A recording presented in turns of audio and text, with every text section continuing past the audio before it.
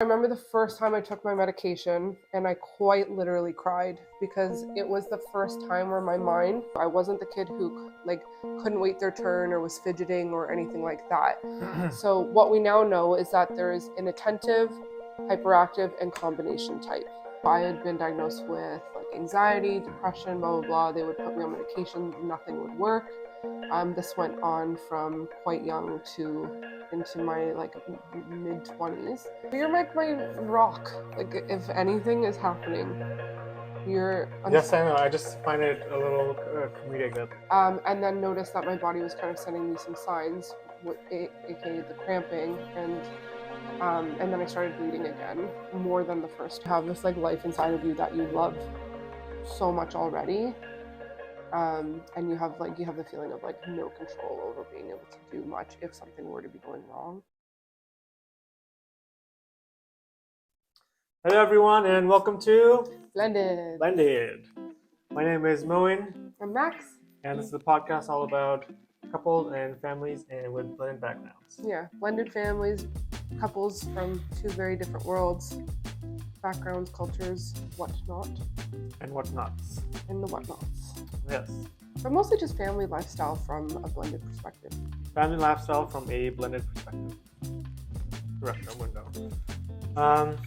So, updates regarding the pregnancy, which we didn't talk about in the last episode. Yes. We had a little bit of a scare, yes. So, yeah, take it away. You were at the cottage. So at the tail end of being at the cottage, I had noticed that I was having quite a bit of cramping, which I hadn't had since, I think we've talked about before. We had the subchorionic hematoma or hemorrhage, whichever you want to call it, which had started with cramping and then bleeding.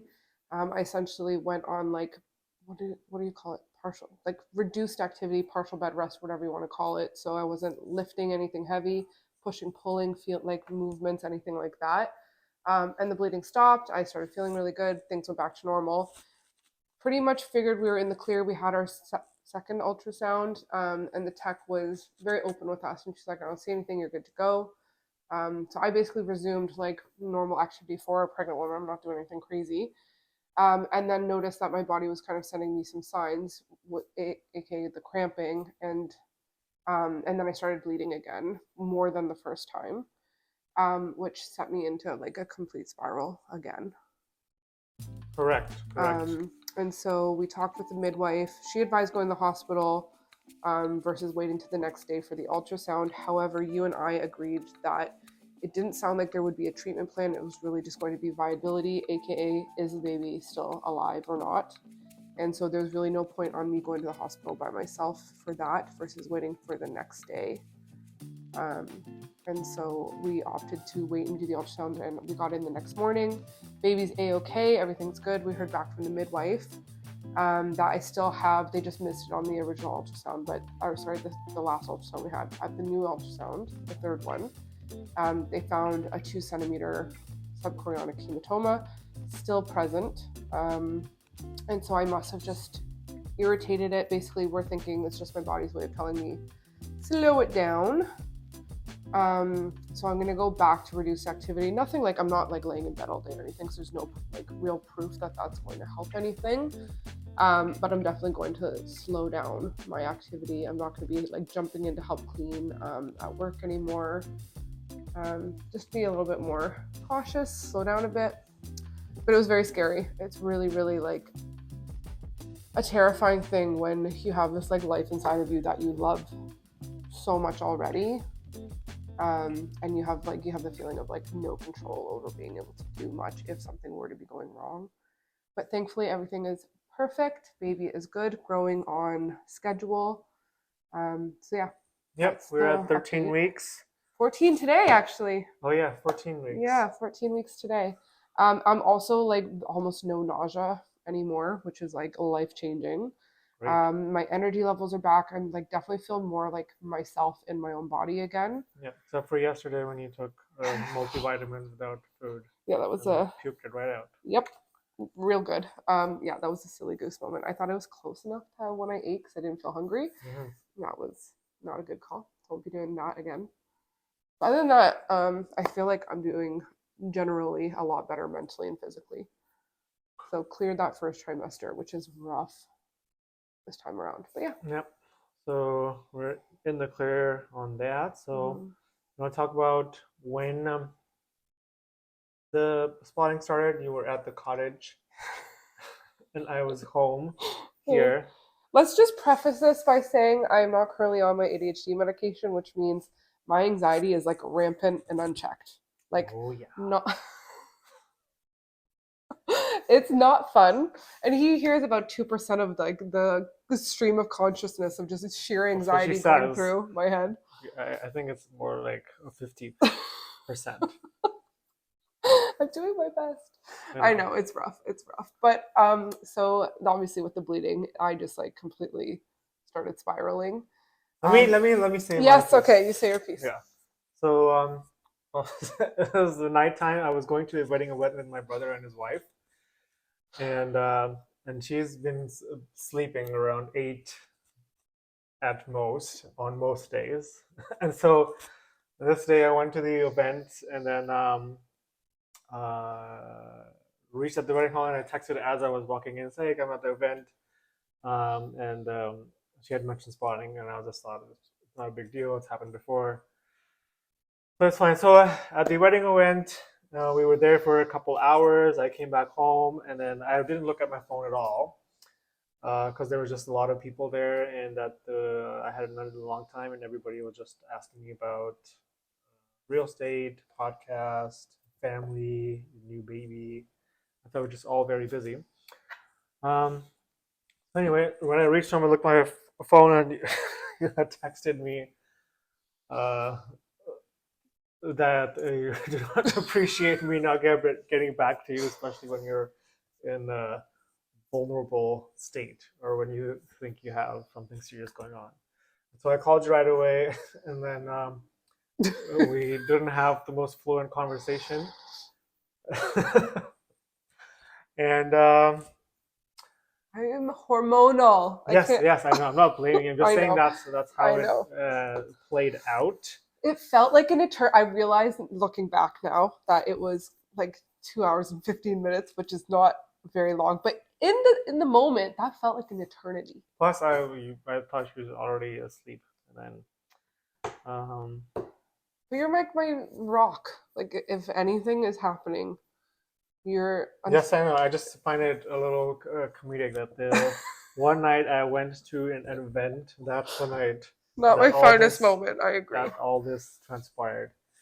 Sorry about Anyway, that. all the other days I was home, and then you came back the next day Yes. also. Um, but yeah, we talked about it. Well, I apologized at night before going to bed to resolve it, and I then was still mad. yes, and then you sent me a message in the morning, I did. and so that was more or less resolved, and now the baby is fine, which is great. So yeah, that's the pregnancy update. The bump is bumping. The pump is a pumping, and yeah, you said to me on the phone that you dove into water, and I was like, what? Why are you diving into water? Because that's like normal for me. And It's not like a vigorous activity. There was yes, I understand, but you're not normally diving into. When was the last time you dove into water? the last time I was at the cottage. Exactly. So like a year or something ago, and you weren't pregnant. So anyway, mine was like, well, why are you?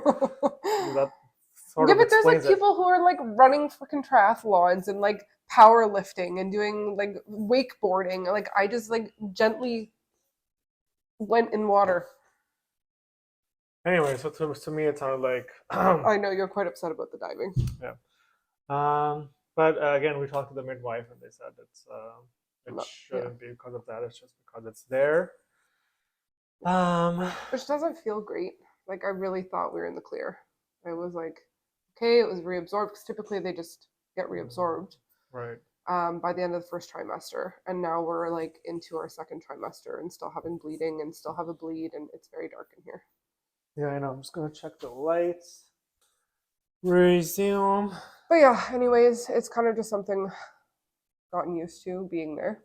Yes. So the main topic we have for today is ADHD. So yeah, we'll start our mini series, I guess. Yes, we'll start our Which, ADHD series, yeah, and then we're gonna focus on should we you, start? Yeah, I kind of we'll go in chronological order. the childhood experience, and then growing up, and then finding out you have it, Yeah. and then how life changing it was, and then going off meds after being pregnant. The whole shebang. The whole shebang. ADHD seems to be like a huge topic, or maybe neurodivergence in general, but ADHD particularly seems to be a huge topic of conversation. Which is honestly like as of how many years ago? I think I was diagnosed about 3 years ago, 4 years ago. Yeah. My whole, I think I've had like a long-standing history since I was very young with mental health that went clearly undiagnosed.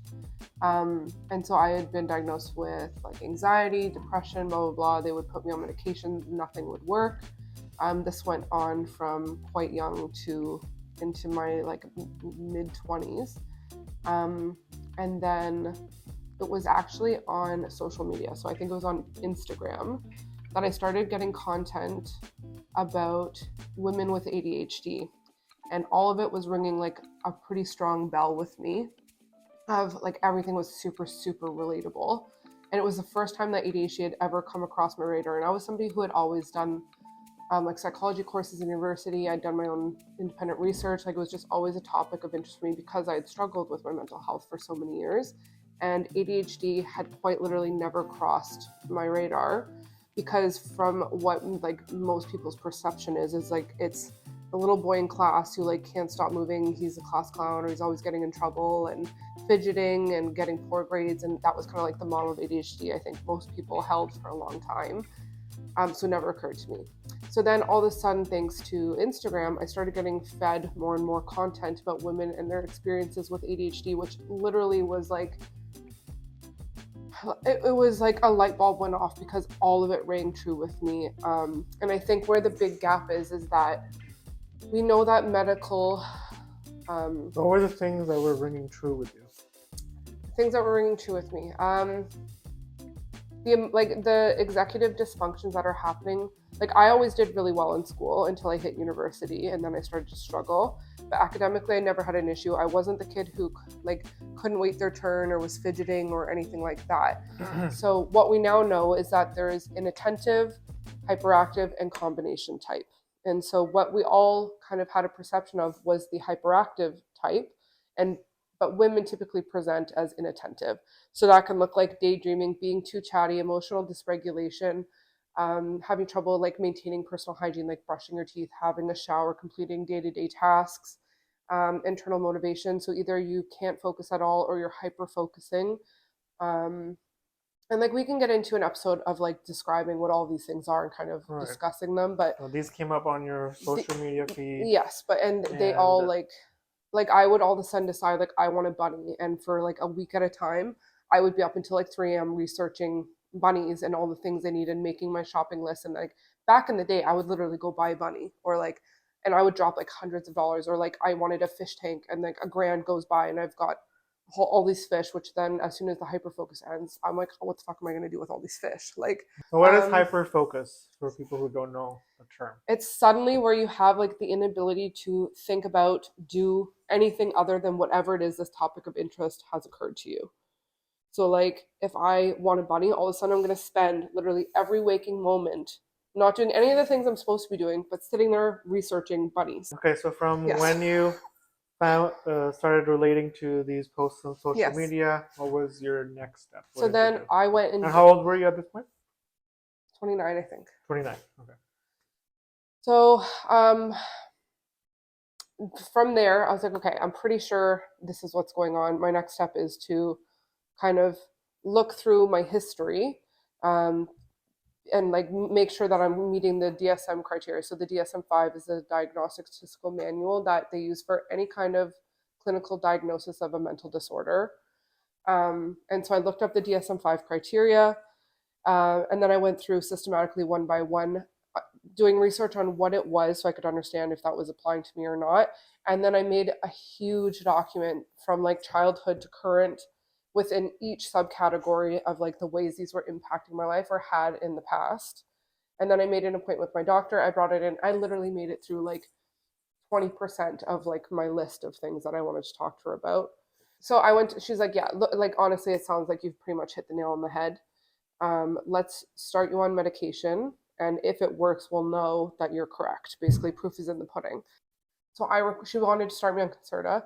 I requested Vyvanse. She said, sure, no problem. So I remember the first time I took my medication and I quite literally cried because it was the first time where my mind was like quiet and I could control what it is I wanted to focus on or think about or do. My anxiety was like almost instantly better after having battled with like extreme amounts of anxiety for my entire life from like very, very young. So it was like a very profound moment for me. Um, to like feel calm and in control and like have a quiet mind. And that was a pretty life-changing moment. From there, like from like this like euphoria of being able to have figured out what has been going on for all these years and like finally getting this like mental state where like if I need to go brush my teeth, I can just get up and go brush my teeth. It's not like this intense internal battle to get up the motivation to go do the thing you're supposed to do. And then you get mad. Then you get mad because then you grieve how hard it was for your whole life when it didn't have to be that hard. If people had looked at young women and girls and like looked at ADHD as having been a prevalent issue. So then I was angry for a while. And then I kind of got over that. And then I just started enjoying my life being like not so hard all the time. Pause. Yeah. So, recap. Yes.